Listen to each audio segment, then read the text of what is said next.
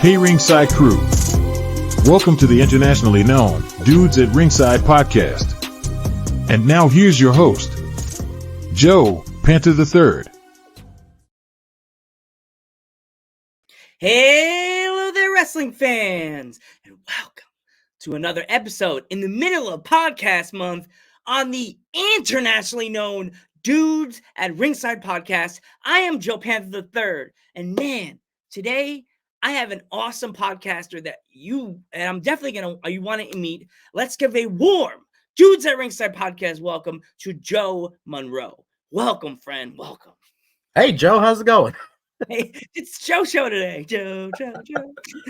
Jose, Joe. The Joe and Joe show. I just got a nice ring to it. The Joe and Joe show. Maybe one day we could do our own spin-off show. Maybe. Joe show. I'm not only wrestling, but I'm a ghost head too. So there you go. Oh, I guess you have to come on an episode. If Rain can't make it on an episode, I guess I could have you as my special guest co-host. That sounds good, bro. Rain's always Rain. When Rain can't make it, I'll be like, Rain, I have Joe. He's like, but you gonna call me? So no, I have another Joe. I think Rain will be like, gonna replace me, Joe? Never, Rain, because when I had Ghost Head Talk, I was by myself, and then I put another female in, and she kind of did it till Afterlife came out, and she just disappeared on me because I thought it was gonna slow down. The news just like the movie just came out, and everything slowed down, and then she just kind of like fell off the scene, and I brought the show back, and I started talking about the new movie coming out, the one that came out, Frozen Empire, and I had an episode. I brought on Rain, as you probably saw. I brought in Rain, and I interviewed her, and then a few days later, I just felt this weird friend vibe.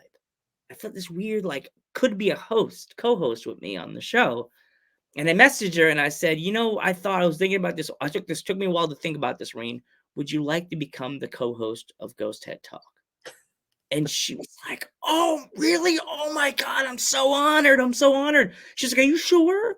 You want to handle me and my awkward energy? And I was like, no, Rain, it's not like that. What? And she's like, no. So, yeah, let's stop talking about this, Joe. How did you get this interest in doing this, like, join this podcast world, Joe?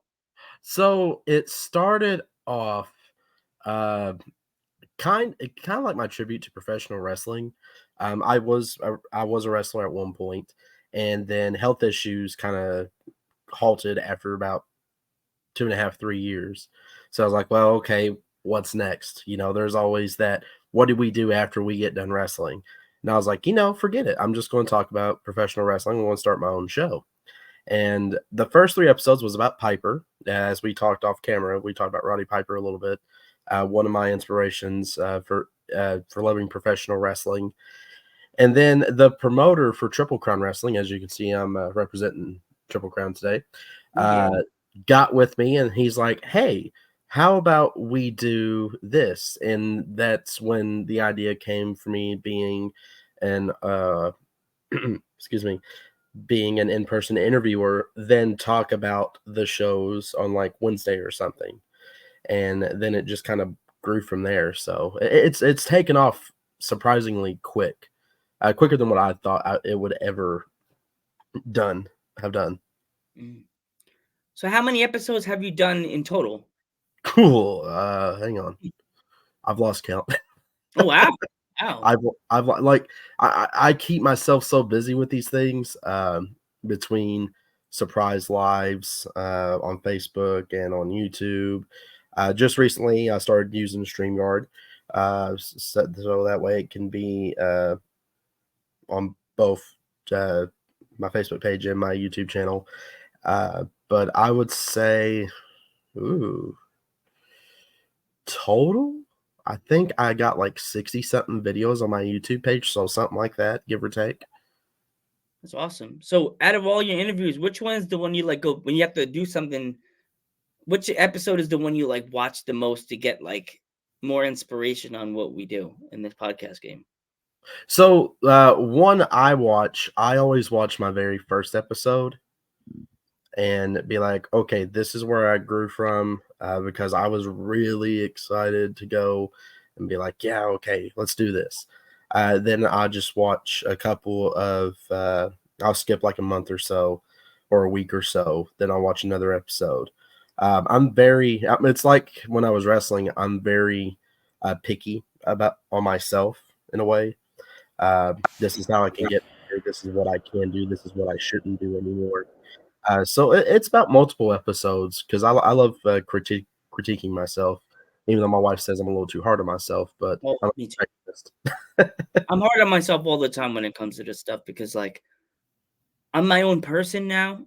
and I've taken on the whole persona of the podcast since last March. As you know, me and my former co-host went our own ways, and Right. like, I live in a small town in Pennsylvania, in the Poconos, and literally, when I say small town, I'm not playing. It's like one stoplight, and I just feel like if I was smart, I could just stand at the cornerstone of Milford, that's where I live in the Poconos, with like with a what they call that, the sandwich board, and just Yeah. sit at the corner with the QR code on my shirt, like, all right, subscribe. Nope, before you drive away, subscribe. No, I don't do that. I just tell people, and it's something. Sometimes it's like they look at me going, wrestling, like wrestling in the ring. I had to actually, when I worked in the grocery store I used to work in, I didn't tell a kid off. I told the kid off in the most sweetest podcast world ever. Speech. This kid literally told me, I told him I do a podcast, pro wrestling podcast called Dudes at Ringside. And the kid said, "Oh, wrestling, like the stuff in the ring." I I do wrestling. I'm like, "Oh, you do?" Oh, you know where this is going. You probably know where Yeah. I'm. He's like, yeah, I do wrestling. I was like, oh, you do? What kind of wrestling? Go, you're in training? Like, who we wrestle? Who you train with? And he's like, oh, I'm a high school wrestler. Oh, you like those? I mean, oh, you do Ass Grabbers Anonymous. Made fun of professional wrestling immediately. I was like, you know what? I'm gonna give this guy this kid a nice little imaginary punch in the ribs because he said, oh, wrestling, that stuff, in the ring. Right. And I told him, you mean Ass Grabbers Anonymous? And he went, and he just speed walked away from me. I never had a little kid walked away so fast. But with this, with you being in the like podcast game, have you Mhm. ever had any kids come up to you like at the shows that like listen or watch your stuff and they want to get any advice from you? I don't. I do have a couple of people, younger fans who love the show. Um, and they're like, hey, I thought because I used to come to the wrestling shows because the company I do interviews for, I used to wrestle for. And they're like, hey, usually first question is, why'd you quit wrestling? And I have to, explain, just because it was kind of, I usually say, because it was my time to stop. And then they're like, oh, cool. So, what do we do? What can I do to do my own show? I was like, well, find something you're passionate about and just literally talk about it. It's not that simple. I mean, setup wise, it can be a little hectic, as you and I both know. Yeah. Uh, but as long as you have the passion for it, you can have your own show too if you want to. Like I actually have one of my followers. He does a show about Pokemon. So Mm. there you go. And I told him, I was like, I like Pokemon. So I might go on his show one day. So, uh, but yeah, it's kind of cool because a lot of people, it's weird how I've connected with a lot of people a little bit more than when I was when I wrestled. Um, I guess because I'm the promoter I work for says I'm more of a personality now in a way. But I like it because I love helping people and talking to people. I'm a people person. Uh, that's just how I am. I like talking to people, especially about pro wrestling. It like, well, I say this and my like friends all laugh at me. Like, for me, like, I know you probably feel the same way. Is there like for you, like during the week, is there like a shut off button for you? Like for me, I'm at work and Mhm. I put my phone on work mode and I put it down. Is there like a shut off mode, like a certain time for you for like when it comes to like podcasting and like real life? I am a big music fan. So after usually it's not until after everybody, my wife and kids are in bed. That's usually when the headphones go in, and I just sit back and listen to music. That's kind of like aside from watching wrestling, that's kind of like my break from the world and everything else. It's like, okay, time to relax and just chill out and listen to music. Mm. So that's how I kind of get away a little bit. Like when I'm at work, I can't be on my phone. I Right. can't be checking for messages from you or like anybody else in the podcast world that want to join me or wrestlers. I put it on work mode, and I just stick it on the shelf in the office, my boss's office, and I just. So when I'm like on break, I'll just like chuck in messaging you, hey Joe, what's up? Like or like whatever. But like yeah. So what did you think of Mania night 1 and night 2? Night 1, I ended up working a Triple Crown show, so I wasn't able to watch it fully yet.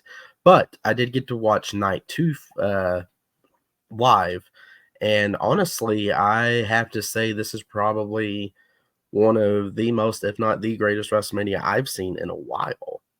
Mm. This is the Paul Levesque era. This is the first one without someone he who shall not be named anymore. And it's to me, it was like, okay, let's see how this is going to go. We know he can book, but let's see if he can book a major event. And he did. He did successfully. So I seen a post earlier today. The main event was kind of like the Avengers Endgame version of wrestling. Yeah.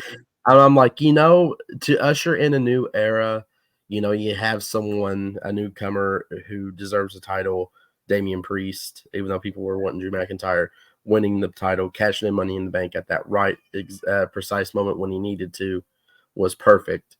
Then, of course, Cody finishing his story, just to top off the cake. That's icing on the cake right there. So I think it's going to be interesting to see going forward how WWE is going to go, especially with their part with TKO as well. Yeah. I was worried because like I was watching the show night 2 and I Mm-hmm. was sitting there, Joe. I was like, I watched it when I was like, oh, okay, Priest won. And I watched Seth walk away crying and sad. And then he went outside messing around with Punk. I was like, something's gonna happen. Something's gonna happen here because you don't just push around CM Punk and get away with this. Like it's like trying to slap a rattlesnake in the face. You can't. You don't slap a snake in the face and you don't get it. And Punk pulled the arm button, wham, hit him in the face, and I was like, oh, we're about to see them lights turn purple. Yep. You're about to see the lights turn purple, and you're gonna hear the Priest song or you hear the Judgment Day theme, and then I was like, "Oop!" I blinked for a second, and I was like, "Ah, I told you, I knew it." Like, I felt like I was playing WWE 2K24. I was like, cash in, pause, cash in, like I was playing Universe mode because whenever I play Universe mode, I pick the matches and I like to do the cash in when. I'm like, this is like I just push pause. Link my eye, cash in now. Like, and I'm Puerto Rican, so I'm like, yes. I posted on my story. Did you see? I posted it on the Dudes page a few days ago. Yep. Like, Priest, first Puerto Rican champion in 50 years. That's amazing. Yeah, since Pedro Morales was the last one, correct? Yeah. That's just, I don't think my dad said anything. Yeah, he didn't text me about that, but yeah, that's crazy. The first Puerto Rican champion, like, and something that a lot of people was expecting. There was expecting Stone Cold to come out and help and like stun the Rock or something and help Cody, but I think it was a little bit better that it was the Undertaker because I mean, for years this was his yard. So there you go. Everybody said that it was like a running joke that when you think you're the final boss, but you find out the final boss hasn't come around the curtain. Yeah. Did you see the end of the Undertaker thing? They had that white light floating up. I saw like, I think I did, yeah. and I wonder if that was like Undertaker, like going up in the rafters. I don't know. That was where I know Mark, the guy, of course, Mark Calloway. Yeah. He just got out of the ring, but that could be a possible symbolism in a way. because I know Paul Levesque likes symbolism, which is why Bray Wyatt worked for the longest time. Now, hopefully, Bo Dallas, because they teased it last night. We're recording this on Tuesday. The night after Mania, during commercial break, they started playing eerie music like they did whenever Bray came back. So let's see what they get to do with Bo Dallas, which I'm hoping they do the Wyatt 6 because I'm a big Bray Wyatt fan. Yeah, I mean, oh my god! Before I did like this, my original one of my other alternate characters, I would have to grow my beard back to do it. I had a little Bray Wyatt. I was like one of my favorite little characters I used to do. But there's a fun story I'm going to tell you whenever I come by, hang out with you on your end of the world of podcasting. My character with Bray, I literally fall out of my chair and then I have the fedora and the shirt right next to my thing. And I'd pop up and I'd do like a Bray Wyatt, oh no, the butts are down. And then I'd fall back down and come back up like, what happened? What was that? Anybody know where what's I don't even know. One time I didn't prep it. I leaned down. I had my old chair so the things weren't as long as they are here. I literally went down. My head hit the floor. I popped back up and boom. Oh my gosh, it was bad. It was crazy. Yeah. Little Bray Wyatt.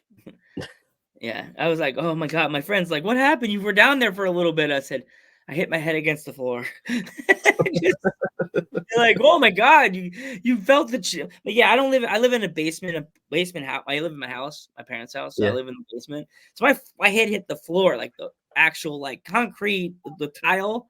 Like not tile, it's like the rugged floor. But my head had bounced off the floor, like poof, like when I hit the ground. I was like, oof. So like out of all the matches you've seen, either indies or regular matches, like I'm going to say regular WWE matches for right now. Like out of all the matches you've seen as a like teen and a kid, what would be your top 5 all-time favorite matches? Oh wow.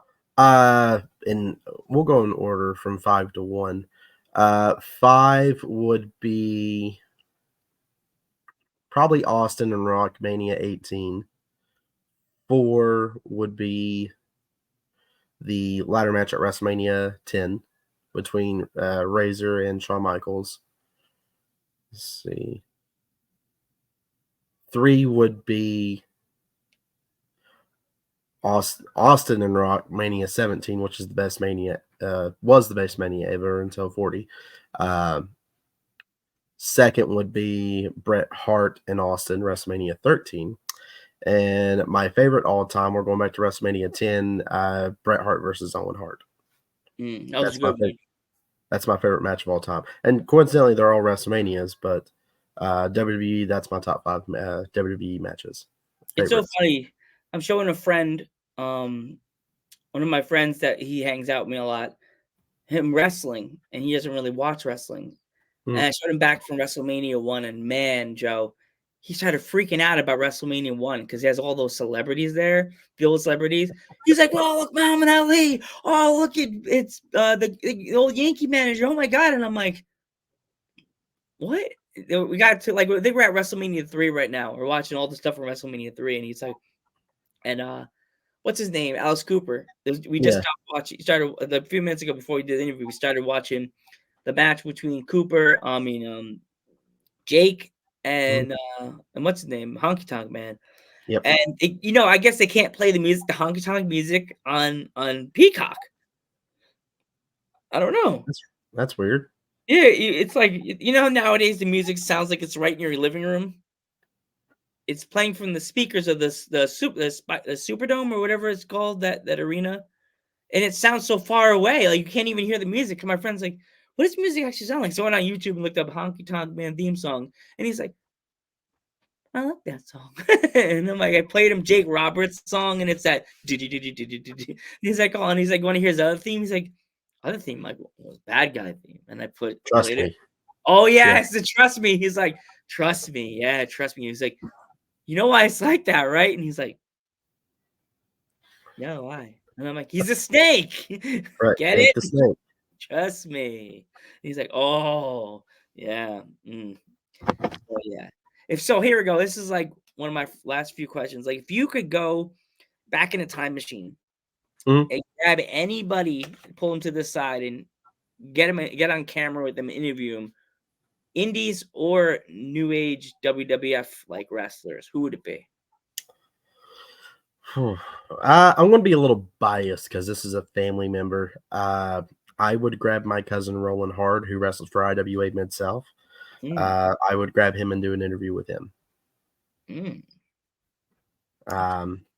was he's a legend in the business. That's all I'll say. Oh wow, that's awesome, dude. He's a legend. Don't really get the recognition that he deserves. I don't feel like. To like hardcore fans, yes, he does. But to like the general public of wrestling fans, I should say, he don't. But if they only, I just did a memorial show on him back in February. If they knew how he was, they would be 100%. Oh yeah, this guy was great. So yeah, 100%, he would be one I would snag and be like, "Hey, cuz, come on." Wow, that's awesome. That's so cool, dude. That you would, like me. Everybody always says, "I bet you would go back in the day and interview your grandfather," and I'm truthfully, I would. I'm one of the people that loves nerd stuff, as you know, Ghost at Nerd Talk. Mhm. I'd go back, find a I love fedoras. That's one of my original hats. Before I wore the cap, I wore a fedora. I go back, find the old fedoras from the like the 50s, and find a trench coat, white shirt, tie, Mhm. get the little pants, and wear the little card that says news, and get the little long microphone, and get the old camcorder, and interview my grandfather.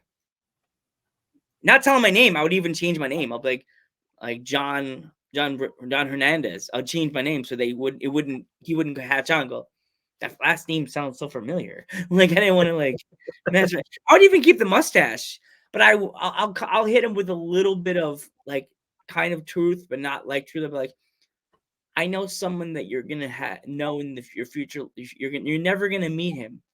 I'm not gonna tell him who I am. I'm just gonna say there's someone that you will never meet. This is how I'm gonna close this out. There's certain people that you meet in your life that Mhm. you won't meet, that you'll never meet, but you know that they have affected your life in a way that you could never explain.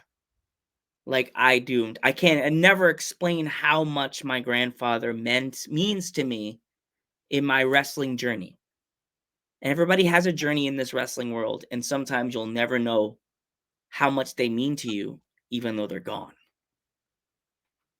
No, Yes. I totally get that. Yeah, like sorry. That's My okay. I'm sorry, dude. no. Like Joe Monroe, like Monroe, I mean, it's no kidding. Like my grandparents raised me, so because my mom worked all the time and she had a crappy husband. Sorry, mom. Mm. But yeah, I had that relationship with my grandfather, and he's the reason I love wrestling even more so. I don't know if you can see it. Hang on, let me see. Like that, this tattoo right here Oh is wow. him. That's him. I Mm. finally got it this past the last show of night one of Mania out of all nights. I think I Sorry. saw the picture on your Instagram, right? Yep. So that's for him. A lot of people are like, "Oh, you just got your wrestling name or your persona name." Nah, that's for him. I've been wanting it for the longest time, and I finally got it. And thank you to my buddy, who you know who you are. You are freaking awesome, and I will cherish that forever. But yeah, man, that like I get it. Like I would actually probably my grandfather from a fan's perspective. I would love to see. I love to see his reaction to modern wrestling because he was an old school guy. Mm. He loved old school wrestling. I'll let him watch Raw. It was about a year before he passed, and I forgot who it was, but they started doing like the spin kicks in the corner. Sorry, the spin kicks in the corner, and he he said, "Oh my goodness, it's that judo crap," and I started laughing. I'm like, "Peppa, that's modern wrestling." He goes, "No, what you do, you grab the guy's head and you put it in." Like he just got really into it, Oh jeez. like that passion in his eye. I'm like, okay, Papa, whatever. But looking back now, I get what he was trying to say. Like they were kind of overdoing it for his taste. But I would just love to see his reaction to modern wrestling now. Uh, just to hear one of the Grandpa Monroe rants for old time's sakes, because he ranted for like 30 minutes or something like that. It was hilarious. I feel the same thing about my grandfather. Like, he was a heel. So Mhm. I would love to see his facial expression when, like, one of the heels come out to the ring and like they're booing him and he's just eating it. Cause or watch a heel win a match and Mhm. the crowd just erupt like in anger, or like back in the day, my grandfather, he was a heel and the heels were the jobbers back in his day for all the good guys. So we pretty much he put them over, and he never got the credibility, never got the Hall of Fame ring. Like, me and my mom and dad were trying to get in contact with WWE around WrestleMania 35 to maybe like give them an idea, because he was wrestling with Vince's dad. Like, Mhm. he was one of the guys that was on the East Coast territory that never got the credibility, that never got the spotlight, and it's sad. Like, he lives on through me and my dad and my uncle and stuff like that. But other than that, if you have to say his name, some older wrestling fans go, "Oh, I remember him. I think I remember him." But not everybody does, and it's sad. It's like hard to know that your grandfather is not known, but you keep him going. Right. But so, um, if my fans want to follow you on social media, how can they find you?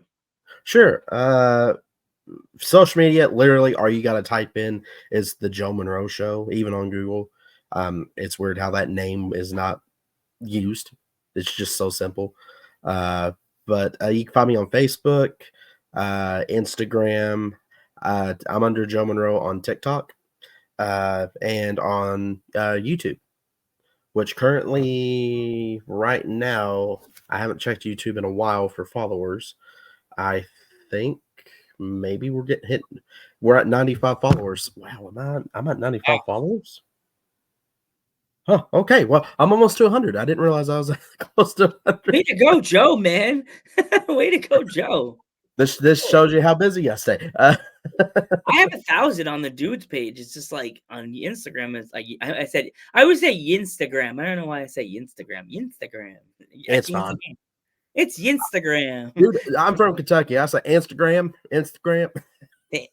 I always because I'm 40, so I go what the kids like the gram. Yeah.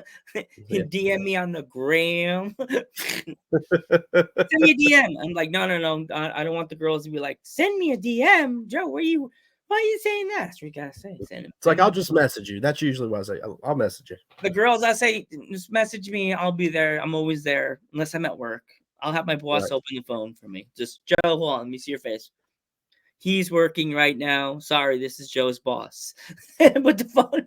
And my boss, my phone stays in my boss' office. So just say, "Can I see your face, Joe? I got to DM this wrestler. Sorry, Joe's at work. He'll get back to you soon. Thanks, Mod." Don't say anything else. Put the phone down, Bill. Hey, Bill. If there's any kids out there that are watching my podcast and they wanted to become like what we do, and they want to start a show with their friend, like, what kind of advice would you give them? Pretty much the same advice I give anybody who wants to pursue anything. If you believe in yourself, and this may sound so cliche, but if you believe in yourself and you put your heart, your soul, your mind into it, nothing can stop you. There is nothing in this world that can stop you. And even if you have a lot of supporters, or if you have little supporters, you still have some kind of supporter in some way, shape, fashion, or form. Do it.